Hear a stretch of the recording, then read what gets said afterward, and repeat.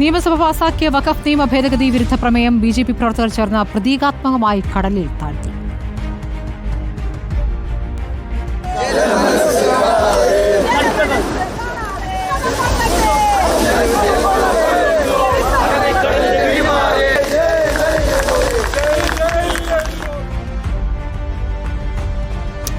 സജോ ദേവസിയാണ് വിവരങ്ങൾ നൽകുക. സജോ, ഇപ്പോൾ മുനമ്പത്ത് ഇന്ന് ബി.ജെ.പി.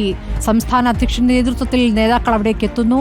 50 പേർക്ക് അംഗത്വം നൽകുന്നു. പിന്നീട് പാർലമെന്റിൽ സുരേഷ് ഗോപി പറഞ്ഞത് നടപ്പാക്കുന്നു. പ്രതീകാത്മകമായി കടലിൽ പ്രമേയം താഴ്ത്തുന്ന ദൃശ്യങ്ങളും കണ്ടു. എന്താണ് മുനമ്പത്ത് ബി.ജെ.പി. പ്ലാൻ? വഖഫ് നിയമ ഭേദഗതി പാർലമെന്റ് പാസാക്കിയതിന് പിന്നാലെ സംസ്ഥാന ബി.ജെ.പി. അതിന്റെ രാഷ്ട്രീയ നേട്ടം കൊയ്യാനുള്ള നിർണായകമായ നീക്കങ്ങൾ നടത്തുന്നു എന്നതാണ് ശ്രദ്ധേയമായ കാര്യം. വഖഫ് നിയമ ഭേദഗതിക്ക് ശേഷം മുനമ്പത്തിന്റെ ഭാവി എന്ത് എന്നതൊരു പ്രധാനപ്പെട്ട ചോദ്യമാണ്. അതിനോടൊപ്പം തന്നെ ഉയരുന്നത് ബി.ജെ.പിയെ സംബന്ധിച്ചിടത്തോളം വലിയ രാഷ്ട്രീയ നേട്ടം അതിനെ കേന്ദ്രീകരിച്ച് പ്രത്യേകിച്ച് ക്രൈസ്തവ ന്യൂനപക്ഷ വിഭാഗങ്ങൾക്കിടയിൽ അതിൽ തന്നെ തീരദേശ മേഖലയിലടക്കം സ്വാധീനം ഉറപ്പിക്കാൻ കഴിയുമോ ബി.ജെ.പിക്ക് എന്നതൊരു പ്രധാനപ്പെട്ട ചോദ്യമാണ്. ഇന്ന് ഈ നിയമ ഭേദഗതി പാർലമെന്റ് പാസാക്കിയതിന് തൊട്ടു പിന്നാലെ ബി.ജെ.പിയുടെ സംസ്ഥാന അധ്യക്ഷൻ രാജീവ് ചന്ദ്രശേഖർ, ബി.ഡി.ജെ.എസിന്റെ അധ്യക്ഷൻ തുഷാർ വെള്ളാപ്പള്ളിയൊക്കെ ഇന്ന് സമരപ്പന്തലിൽ എത്തി.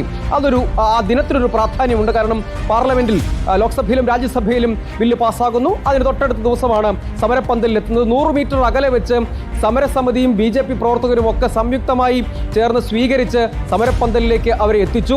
ബി.ജെ.പിക്കും കേന്ദ്ര സർക്കാരിനും സമരസമിതി നന്ദി പറഞ്ഞു എന്നതാണ് ഒരു പ്രധാനപ്പെട്ട കാര്യമായി എടുത്തു പറയേണ്ടത്. ഒപ്പം പ്രധാനമന്ത്രിയെ നേരിൽ കണ്ട് നന്ദി അറിയിക്കാൻ അവസരമൊരുക്കണം എന്നവർ രാജീവ് ചന്ദ്രശേഖറിനോട് ആവശ്യപ്പെട്ടു.